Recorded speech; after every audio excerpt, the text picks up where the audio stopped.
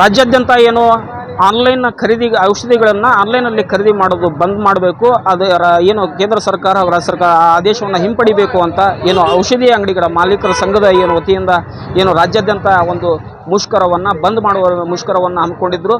ಈಗ ಅದರಿಂದ ಗದಗ್ನ ಜಿಲ್ಲೆಯಾದ್ಯಂತ ಈಗ ದೃಶ್ಯದಲ್ಲಿ ನೋಡ್ತಾ ಇರಬಹುದು, ಅನೇಕ ಅಂಗಡಿಗಳು ಕೂಡ ಬಂದಾಗಿದ್ದಾವೆ. ಅನೇಕ ಅಂಗಡಿಗಳು ಯಾವುದೇ ರೀತಿಯ ಔಷಧಿ ಅಂಗಡಿ ಕೂಡ ಗದಗಲ್ಲಿ ತೆರೆದಿಲ್ಲ.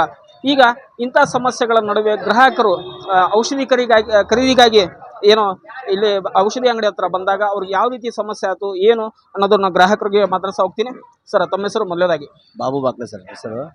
ನಾನು ಬೆಳಗ್ಗೆ ಒಂದು ಎಮರ್ಜೆನ್ಸಿ ಒಂದು ಔಷಧ ಬೇಕಾಗಿತ್ತು. ನಾನು ಬಂದು ಹೊರಗೆ ಬಂದು ಮೆಡಿಕಲ್ ನೋಡಿದಾಗ ಎಲ್ಲ ಮೆಡಿಕಲ್ ಬಂದಾಗಿತ್ತು.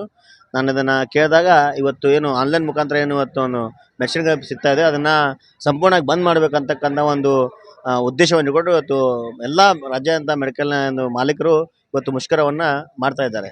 ಆ ಆನ್ಲೈನ್ ಏನು ಔಷಧಿಗಳನ್ನು ಬಂದ್ ಮಾಡಬೇಕು ಅನ್ನುವಂಥ ಉದ್ದೇಶದಿಂದ ಮಾಡ್ತಾ ಇದ್ದಾರೆ. ಅದಕ್ಕೆ ಇದು ಕೆಲವು ಹಳ್ಳಿಯಿಂದ ಬರತಕ್ಕಂಥ ಜನರಿಗೆ ಗೊತ್ತಿಲ್ಲ ವಿಷಯ. ಅದಕ್ಕೆ ಇದರಿಂದ ಬಹಳಷ್ಟು ಹಳ್ಳಿ ಜನ ಇವತ್ತು ಪರದಾಡುವಂಥ ಪರಿಸ್ಥಿತಿ ನಿರ್ಮಾಣ ಆಗೈತಿ. ಯಾಕಂದ್ರೆ ದಿನನಿತ್ಯ ಮನುಷ್ಯನಿಗೆ ಒಂದು ಗುಳಿಗೆ ತಗೊಳ್ಳದೇ ಇದ್ರೆ ನಡೆಯೋದಿಲ್ಲ. ಅಂಥ ಒಂದು ಪರಿಸ್ಥಿತಿ ಒಳಗೆ ಇವತ್ತು ಮೆಡಿಕಲ್ ಎಲ್ಲ ಬಂದಾಗ್ಬಿಟ್ರೆ ಮನುಷ್ಯನ ಒಂದು ಜೀವಕ್ಕೆ ಕುತ್ತರುವಂಥ ಒಂದು ಕೆಲಸ ಕೂಡ ಆಗ್ಬೋದು. ಅದಕ್ಕೆ ನಾನು ಈ ಮುಖಾಂತರ ರಾಜ್ಯ ಸರ್ಕಾರಕ್ಕೆ, ಮಾನ್ಯ ಮುಖ್ಯಮಂತ್ರಿಗಳಿಗೆ ನಾನು ವಿನಂತಿ ಮಾಡೋದೇನೆಂದರೆ, ದಯವಿಟ್ಟು ತಾವು ಈ ಒಂದು ಏನು ಮೆಡಿಕಲ್ನವ್ರು ಮಾಡ್ತಾ ಇರ್ತಕ್ಕಂಥ ಮುಷ್ಕರ ಇದರ ಒಂದು ಮಧ್ಯಸ್ಥಿಕೆನ ತಾವು ವಹಿಸಿ ಆದಷ್ಟು ಬೇಗ ಈ ಸಮಸ್ಯೆಯನ್ನು ಪರಿಹಾರ ಮಾಡಬೇಕಂತೇಳಿ ನಾನು ಮುಖಾಂತರ ತಮ್ಮಲ್ಲಿ ಮನವಿ ಮಾಡ್ತಾ ಇದ್ದಾರೆ.